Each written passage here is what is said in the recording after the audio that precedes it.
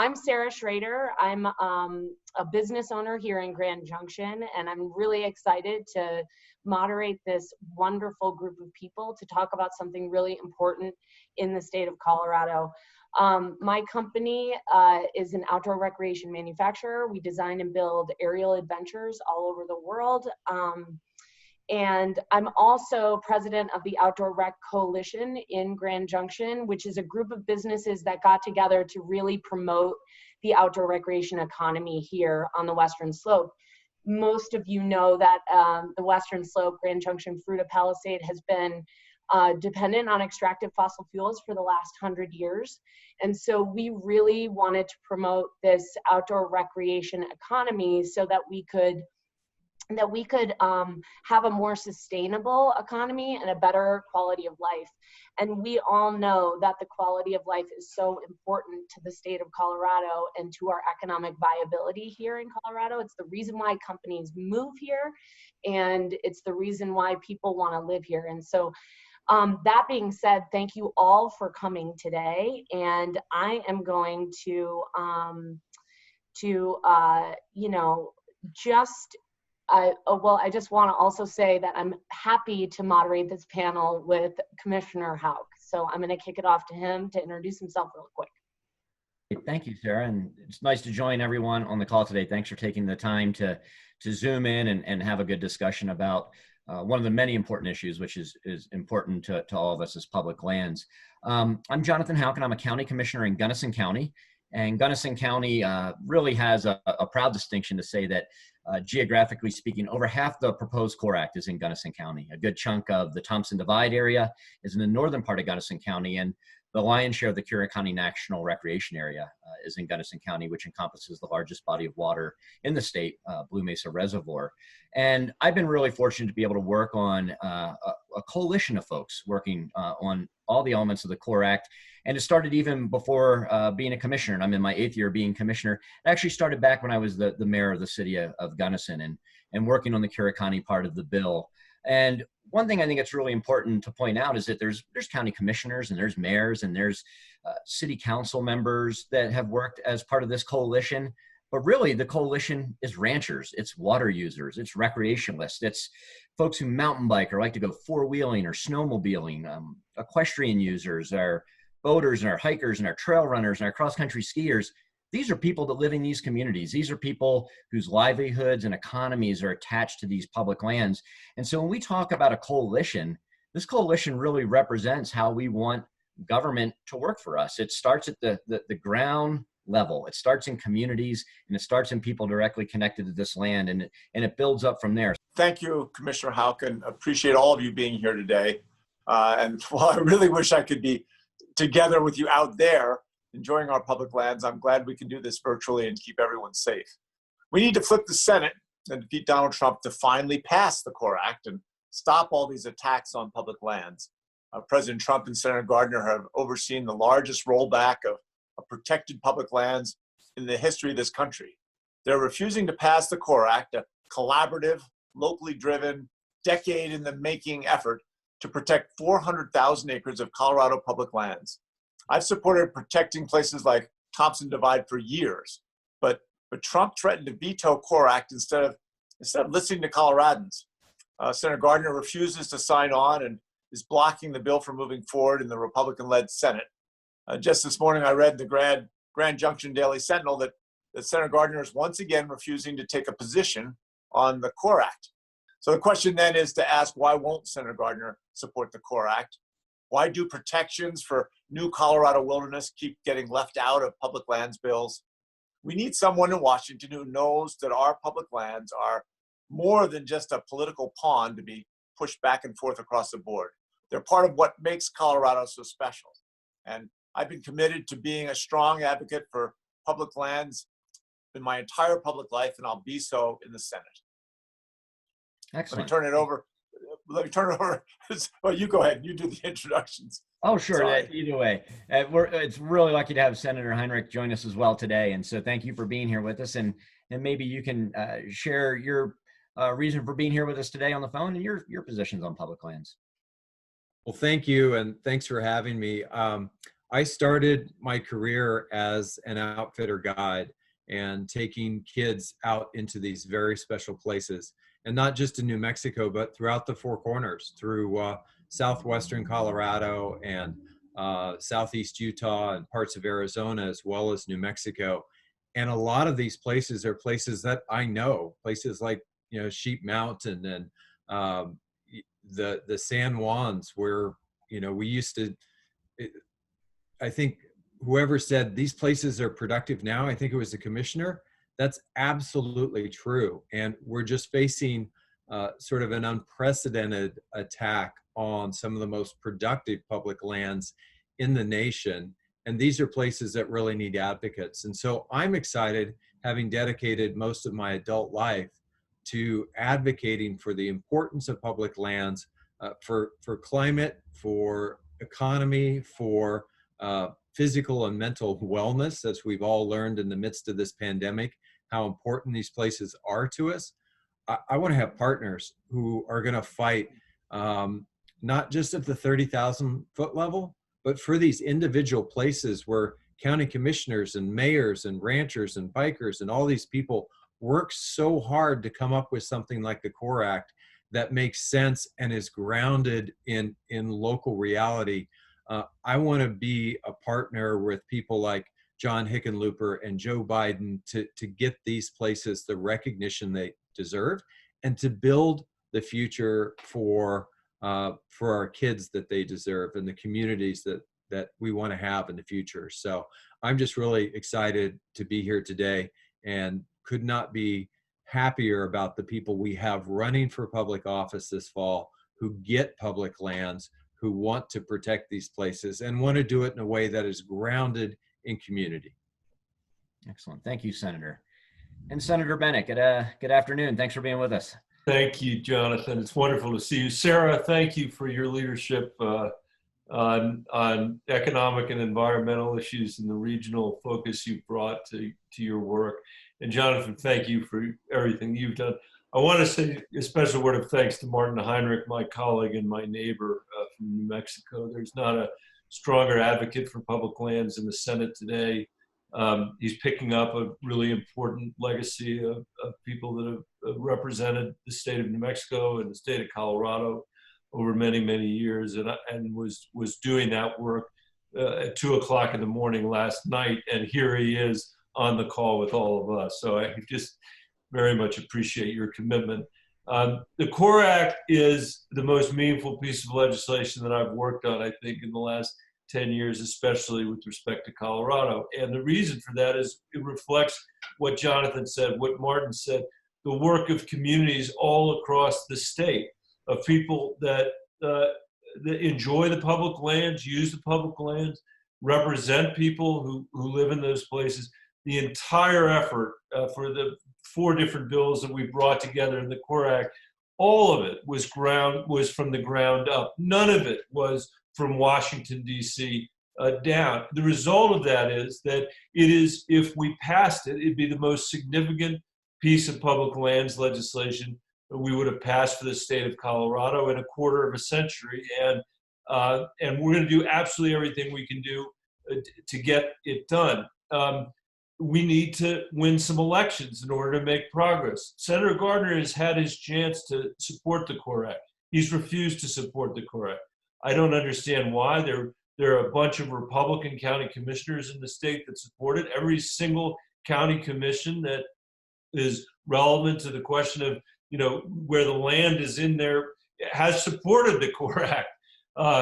And that reflects the fact that this is a bipartisan effort and the best sort of local effort that we have, and we don't have 2 senators supporting it. John Hickenlooper supports it, and I think it's one of the reasons why it's essential for him to be elected to the Senate. I was saying earlier, right before we got to this call, is I think about the elections that are coming up. For me, when I think about the prospect, the possibility, none of this is assured or guaranteed, but the possibility that we could end up with 2 Democratic senators from New Mexico, 2 Democratic senators from Colorado, 2 Democratic senators from Montana, 2 Democratic senators from Arizona, 2 Democratic senators from Nevada, all of whom not only have public lands as a huge priority, but addressing climate change as a huge priority. You can really begin to see the potential for an incredible amount of change to happen in the Senate, in the House, and with a new president. And so that's why John's election is so critical, and the other elections that are happening in these states in November. And that's why I'm going to do absolutely everything that I can do to get him over the finish line, because getting him over the finish line means getting the CORE Act over the finish line. And I'll turn it back to the commissioner, but let me also say how proud I am of the work that Joe Neguse has done in the House on the CORE Act. He at least can look at you straight in the face and say, I got it past my chamber. And he did. And he did, because of the leadership position that he has there on the speaker's team. He was able to do it in his first term in the House of Representatives. And I'm not sure what other legislative accomplishments first-term congressmen have had, but that is a very substantial one. And Joe, I just want to thank you for your tremendous leadership on this bill, and we're trying to catch up to you in the Senate. We've had this long history in Colorado, across party lines, I would say, actually, of folks, being very willing to ensure that we protect our public lands for future generations, right? So that we all can take our children and our children's children to enjoy these same wilderness areas and incredible iconic places in our state for years to come. And, look no further, right, than some of my predecessors, whether it was Senator Udall and obviously Senator Bennet and their efforts regarding Browns Canyon, or as I was talking to both senators and the governor, one of my predecessors, Senator Worth, then who was a congressman representing the 2nd District, who in his first term secured the Indian Peaks Wilderness Area. So it didn't just pass the House, that got signed by President Jimmy Carter. So there's still a lot more work for me to do in that regard. Obviously, our governors, including Governor Hickenlooper, his beautiful Colorado the Beautiful initiative many years ago, and I had the chance to work with him in his cabinet, really working to make sure that minority communities, especially young students of color, have the ability to access these same incredible public lands. So our state has had this long history, and it's culminated, in my view, in the CORE Act, which Senator Bennet articulated far better than I could, but really tremendous legacy-defining achievements in terms of the 400,000 acres of public lands that we would protect across our state, and the ranchers and conservationists, the many sort of people who came together as part of a very diverse coalition to get that done, including Republican county commissioners, as Senator Bennet said, from various different corners of our state. So, of course, while I was thrilled that we were able to get that done in the House, I've been very frustrated at the inability for us to do the same in the United States Senate. And it's because there's a Republican majority in the United States Senate that simply does not value, in my view, public lands in the same way that we do. As Governor Hickenlooper mentioned, the president, a few days before our bill finally made it to the floor, issued his veto threat. And there's something I can certainly promise you, which is that when Vice President Biden becomes the next president of the United States, the CORE Act will get signed into law. I have no doubt about that. But elections have consequences. And so we're going to have to do everything we can over the course of the next 7 months to ensure that the folks that we elect actually care about our public lands and are willing to kind of live those values and ensure that we protect these incredible places for generations to come. Excellent. Great. So I'm gonna just punt the first question to Senator Bennet. Can you give us, I know Representative Neguse gave us a little bit of an update, but can you give us an update about where we stand right now, where it is? I know the CORE Act is stalled out in the Senate, but could you give us an update? Yeah, Sarah, thanks. That's basically it. Joe got it passed through the House. We have not been able to get it through the Senate. Mitch McConnell refuses. And here's what we're up against. McConnell refuses to bring it to a vote to the floor for a vote. If he did bring it to the floor for the vote, I could stand there and say what we're all saying this morning, which is this is what Colorado wants. This is Democrats and Republicans working together on the ground, nonprofits, outfitters, businesses, all coming together to work on this.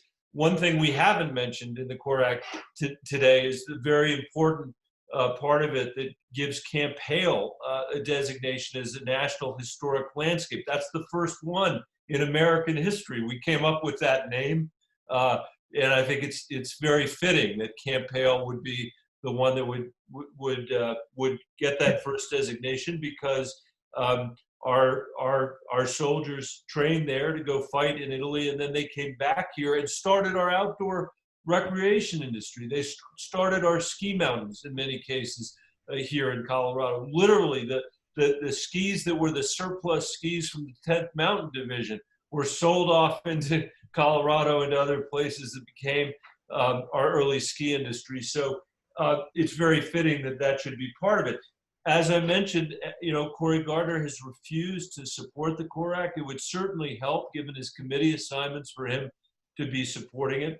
And incredibly, as Joe mentioned, Donald Trump has actually threatened to veto this local Colorado bill.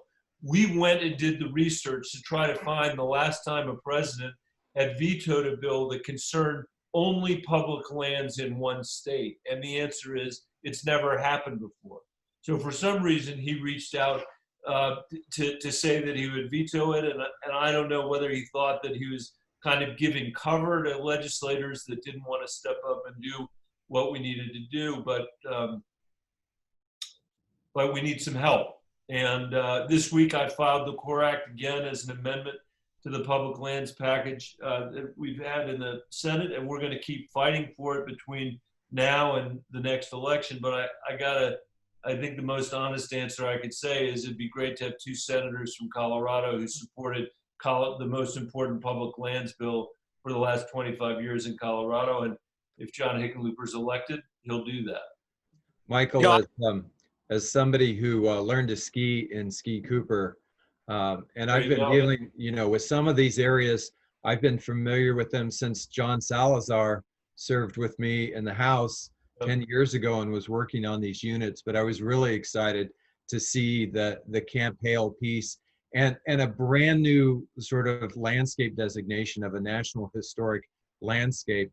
I thought that was really groundbreaking, and I'm really impressed that the community came up with that. I think that's pretty special.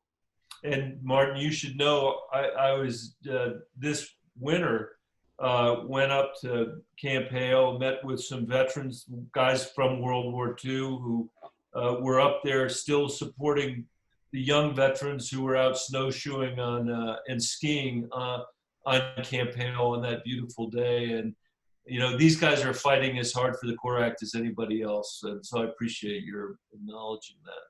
And Senator, maybe I could take both of the senators' comments and maybe direct a question to you, Governor Hickenlooper. Personally, as a commissioner, I've met numerous times with Senator Gardner and have asked him directly for his support. And I feel like, at least philosophically, the CORE Act checks the boxes that he would find value in. It's all about local control. It's supported from each county that's geographically connected to the CORE Act, including Republican and Democratic county commissioners. Water rights are protected and grazing rights are protected, and these recreational uses that exist now are protected. And the constant answer I get back from him is, I won't stand in the way. But my rebuttal to that is, I'd like leadership for you to get out in front and join hands with the people of Colorado you represent. We're not getting there with his response. What's your tact, and what position and how do you move forward when you're our new senator from Colorado with the CORE Act, and how do you take that community engagement and carry that voice for us? So first, let me just say, both Jonathan and Sarah and Senator Bennet, of course, and Representative Neguse, what you did, that bottom-up approach is the most powerful way to make enduring legislation and to create change that is going to be, to a large extent permanent. When we did the bottom-up economic development plan for the state back in 2011, we went to every county, we tried to talk to every person and listen to what their vision was for what they wanted in terms of jobs and industries in their communities. You did the same thing in creating the CORE Act. You went out to, and you didn't just talk to politicians, you talked to everybody. I heard about it as governor, that it was, as granular and deep-rooted piece of legislation is ever created. And at that point, if Senator Gardner's not willing to get out and lead on it, then he should get out of the way. By that, I mean not just sit to the side, but let someone else take his place. The way the Senate is divided now, with Mitch McConnell holding the Senate at bay and not allowing anything to come to the floor without the explicit support of the president, or in this case, the senator involved, Senator Gardner. It's no different than if he was just trying to be an obstacle as hard as he could. I've had a history as mayor and as governor, and I commit to this as a senator, that I will go out and try to do that work and meet with everyone. And certainly, Jonathan, you and Sarah know this firsthand. I could be a pain in the neck sometimes. But I want to get that opportunity to hear all the sides and really make what goes in front of the General Assembly in Colorado, or what goes in front of the U.S. Senate. We want to make it as good as it could possibly be, and that's what you did.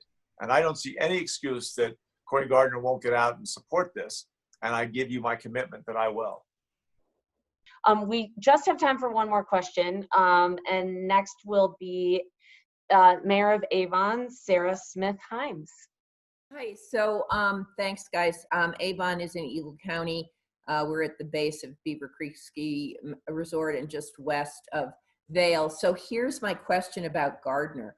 So because he is supporting the Great American Outdoor Act, is that going to give him cover during the election for not supporting CORE, and how do we address that? Well, I'll just say one sentence. Obviously, he thinks it's going to give him cover. The question would be why, for the previous years, we didn't hear his voice and he voted against it. But I'll turn it over to our senators, who can probably give you more detail. I'll take a crack at that. I mean, look, not as Jonathan Houck said, who's as candid as anybody ever is. When he asked the senator directly, "Are you going to support? We want you to support the CORE Act." He says, "I won't stand in the way." That's not how anything gets done in Washington. Everybody in Washington can make an excuse for not getting something done. It's getting stuff done that's really hard, and you can't get anything done if you don't fight for it and if you don't lead on it. And on the CORE Act, Senator Gardner has been completely missing in action. And on climate change and our public lands generally, he's been missing in action. And I don't think that this late attempt to do something to try to help him with his election is going to make a big difference going into the campaign. But it's obviously important for people to understand what the record is. I remember my cherished senior senator, Mark Udall, lost a race to a candidate, Gardner, who ran on clean energy is one of the things that he was going to fight for. And the reality is very different from that, as he's supported all of the regulatory rollbacks by the Trump administration, including, it has to be said, the regulations, Obama regulations to capture fugitive methane, which were modeled on the work John Hickenlooper did to capture fugitive methane when he was governor of the state of Colorado. So there is a huge difference in the records here, and I think John will make that case, and I think he'll be successful. I just have to also speak to what Governor Hickenlooper said about the granularity of the work on CORE. I'm on our local water authority, and at first we had some concerns about CORE because of needing immediate access for machinery to protect our watershed. And it was a process, but obviously we support it, but we had to get that kind of stuff fixed, which we did. So really, the granularity and the collaborative approach to this bill is really remarkable. And I don't know how he can support it, but anyway. I appreciate that, Mayor. Thank you. Well, and just to say quickly, I mean, I think what we all know about Governor Hickenlooper is that he has a lot of experience diving into those super nitty-gritty details with all sorts of stakeholders. So this is you know, it's really exciting to think that we could have a Senator Hickenlooper in November. So with that, I want to just say thank you so much to our Senators Heinrich and Bennet and Representative Neguse for being here. This is such an important conversation. And most of all, I would like to thank you as a citizen and a business owner and a mom for being in office and taking the time to do that. I know it's a huge sacrifice for all of you and your families. It's not easy work, and it is really just a blessing to have you in office representing us. So thank you. And I'm going to give Governor Hickenlooper a few minutes to wrap up. We do have to wrap up pretty quickly here, so I just wanted to let him talk a little bit about yeah. Well, I think we should give each of these elected officials a minute to wrap up. No, just wrap up. Anyway, Sarah and Jonathan, thank you so much. And Senator Heinrich and Senator Bennet, Representative Neguse, you're taking time out of your day means a lot. What we've been discussing today is one component of the lack of a productive record for Cory Gardner's 6 years or almost 6 years in the U.S. Senate. But it is a glaring one. And when you look at I was trying to imagine last night, and when you look at the amount of work that went into creating the CORE Act and how many meetings and how many discussions, and when the mayor of Avon talks about, you know, having to go worry about if there's a wildfire or you know, a challenge to their watershed, how do they get equipment in there? How does that work and still protect the rights of wilderness? That amount of work deserves an outcome and deserves leadership. And when we did Colorado the Beautiful, what Congressman Neguse referred to, and which we should all be proud about, because that was an effort by people all over the state. You know, the goal of getting, you know, every kid in this state within a 10-minute walk of a green space, a park, you know, some place that's, you know, maybe it's not wilderness, but it is a piece of our outdoor heritage. That kind of effort deserves to get support from everyone, and not just support, but leadership.